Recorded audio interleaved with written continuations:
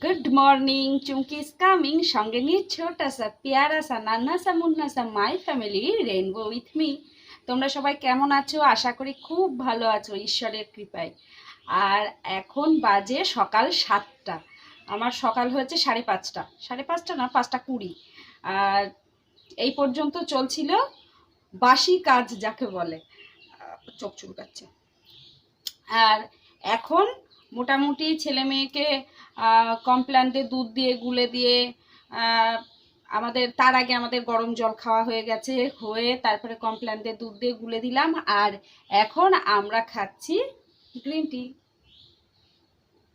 এটা এখন নিয়মিত করে নিয়েছি আমাদের জীবনে, চাটাকে একদম বাতিল করে দিলাম। আর এমনিও চা খাই না আমি, সেটা তোমরা তো ভালোই জানো।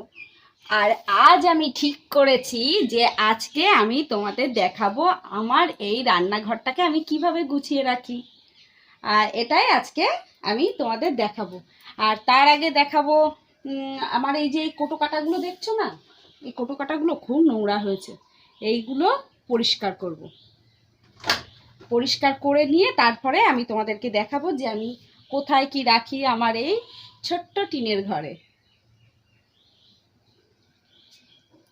চলো, আমি কিন্তু ভাত বসিয়ে দিয়েছি, এই দেখো ভাত হচ্ছে আমার। আর এই যে সকালবেলা চা জলখাবার যা খাওয়া হয়েছে সব এর মধ্যে এখন পড়েছে, এগুলো মাজতে হবে। আর তারপরে এই যে আপাতত দুটো আন্ডা নিয়ে আসা হয়েছে ছেলে মেয়ের জন্য। আর আজকে হবে ছোট ছোট যে রিটে মাছগুলো হয় সেই রিটে মাছের ঝোল করব। আর যে কি করব এখনো ভেবে উঠতে পারিনি। তাহলে চলো টুকটুক করে চলতে থাকো। 1 ঘন্টা পর আবার তোমাদের সঙ্গে দেখা করতে চলে এলাম। এতক্ষণ করছিলাম, সমস্ত সবজি ছিল সেই সবজিগুলো সব কেটে নিলাম।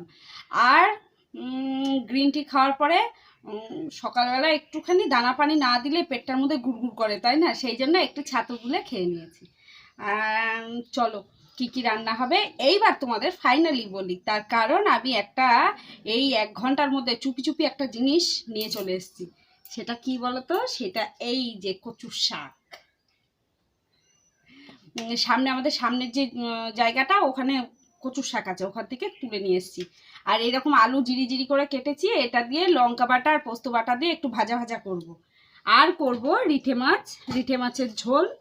তার জন্য এই যে আলু কুটে কুটে রেখেছি, আর মাছটাকে এই মিটকেসের মধ্যে বরফ রয়েছে তো একটু জল দিয়ে, বরফটাকে ছাড়ানোর জন্য একটু জল দিয়ে রেখেছি।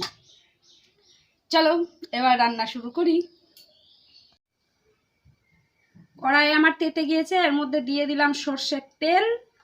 আর কচুটাকে ভাজবার জন্য, কচুর পাতা ভাজবার জন্য দিয়ে দেবো একটু কালো জিরে ফোড়ন দিলাম। আর এর মধ্যে লঙ্কা চিড়ে, পেঁয়াজ আর রসুন কুচিয়ে রেখেছি, সেটাও দিয়ে দেবো।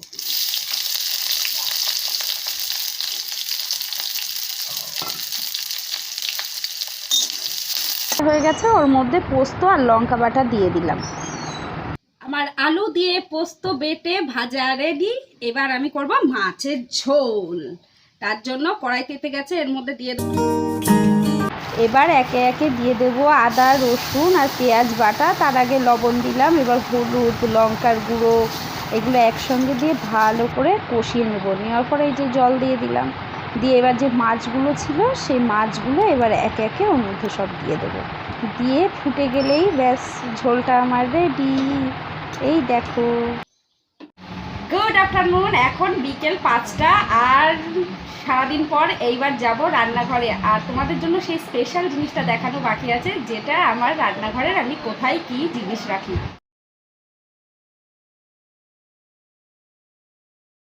চলো, এই হলো আমার রান্নাঘর, আমার অন্নপূর্ণার মন্দির।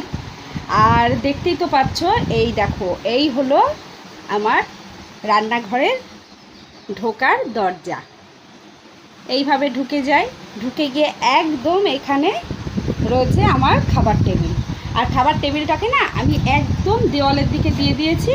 আর যখন খাওয়ার ইচ্ছে হয় তখন এটাকে এগিয়ে নিলে তাহলে কি ওই চেয়ারগুলো সুবিধা হয়। আর এখন এটা ঠেলে দিয়েছি তার কারণ তাহলে এই যে এই জায়গাটা পেয়ে যাই, এই যে এই জায়গাটা বসার জায়গাটা পেয়ে যায় এখানটায়। ঠিক টেবিলের পাশে এইরকম একটা আমার বাইরের জানলা আছে, যার পিছনে আমার পায়খানা, বাথরুম, কল সমস্ত কিছুই আছে। ওপাশটা একটু ছোট করে উঠোনও আছে। আর এইখানটায় রেখেছি আমার জলের ঢপ। এই জলের ঢপ দিয়ে জল খাওয়া হয়। আর এটা হচ্ছে চালের ড্রাম আমার, এই যে। আর ঠিক তার পাশেই আছে আমার একটা ছোট্ট একটা আলমারিও বলতে পারো, মিটকেসও বলতে পারো। উপরে রাখি বিস্কুট, যত রকম বিস্কুট আর কোটো কাটা এটা ওটা রাখা হয়। আর ভিতরে আছে আমার মাসের বাজার। আর এ পাশটায় রেখেছি ফ্রিজে রাখা যত কোটো কাটা। আর এ পাশে কিছু কিছু স্টোর করে রাখতে হয় মশলাপাতি প্যাকেট সমেত, সেগুলো আছে ওখানে।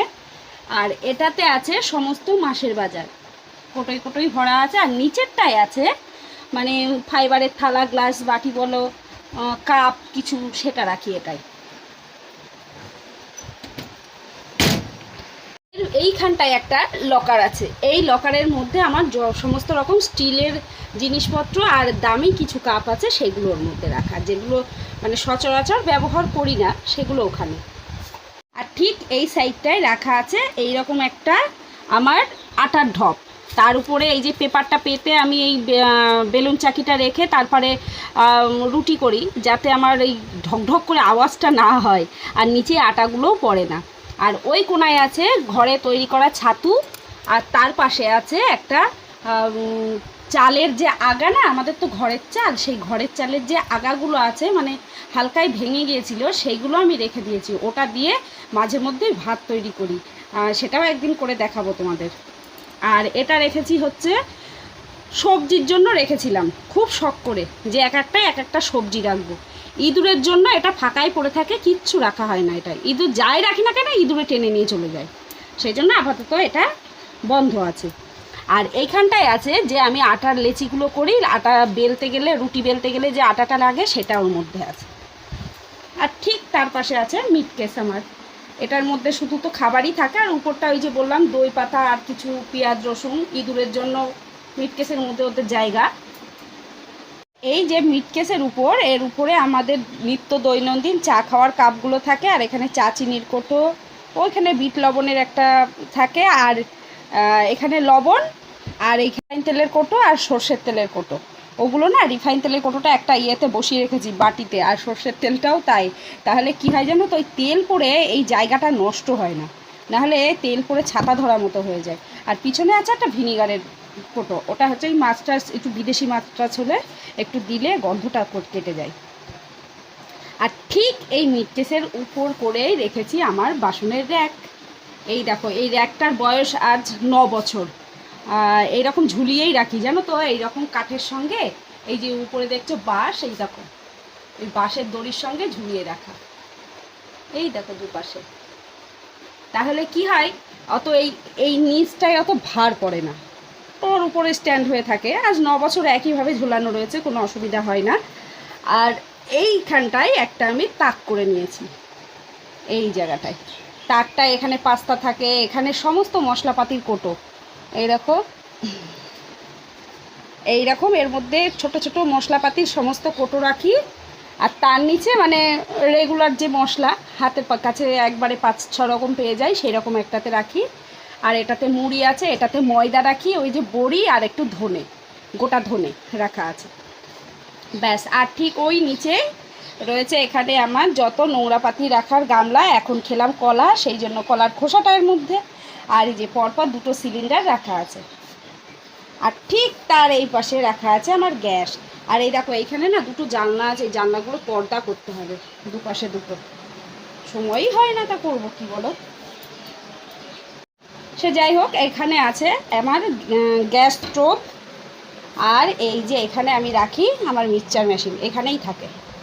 আর ঠিক তার নিচে এই টেবিলটার, আর এটা না একটা বেঞ্চের উপরে আমি রাখি।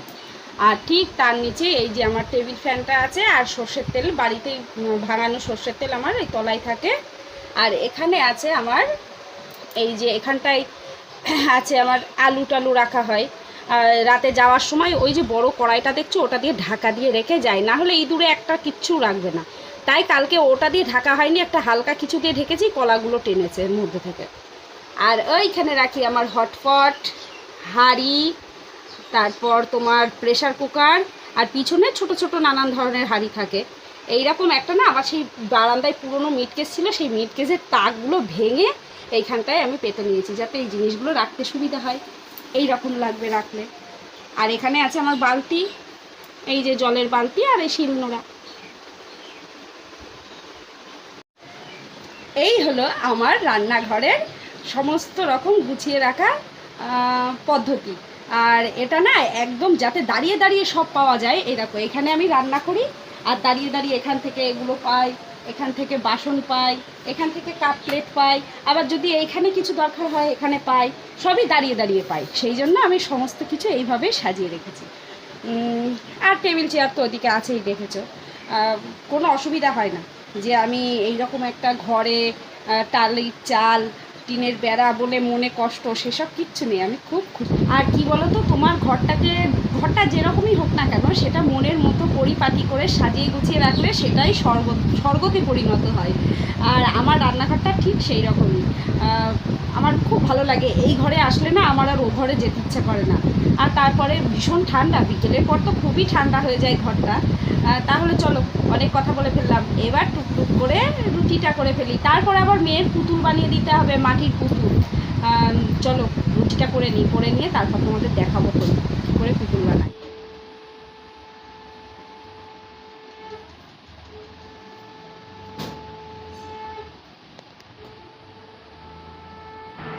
চলে এসেছি পুতুল বানাতে। আর এই যে পুতুল মোটামুটি আমার বানানো কমপ্লিট, ওর এবার পলিশ করা হচ্ছে। আর মাথায় খোপা দিয়েছি, খোপা দিয়ে ছোট্ট ছোট্ট বল বল করে সেই খোপাটাকে সাজিয়েছি, দুই হাত দুপাশে সাজিয়েছি, দিয়ে যতটা সাজানো যায় সিথি করে দিয়েছি সিঁদুর পরানোর জন্য। বায়না পুতুল করে দেওয়া, পুতুল করে দিলাম, আমার পুতুল দেওয়া কমপ্লিট। আর তোমরা তো দেখোনি যে পুতুলের বাবা মা প্লাস পুতুলের একটা বাচ্চাও করেছি। শুকিয়ে শাড়ি পরিয়ে আবার তোমাদের দেখাবো। তাহলে চলো, আজকের মতো আমার গল্প, তোমাদের সঙ্গে আড্ডা, তোমাদের সঙ্গে আলাপ, যাই বলো, এখানেই সমাপ্ত করছি। তোমরা সবাই খুব ভালো থেকো, সুস্থ থেকো। আর যখনই মন খারাপ করবে না, ওই রকম কাদা নিয়ে একটু ছেনবা, তাহলে দেখবা মনটা ভালো হয়ে যাবে। তার কারণ মাটি খাঁটি। টাটা।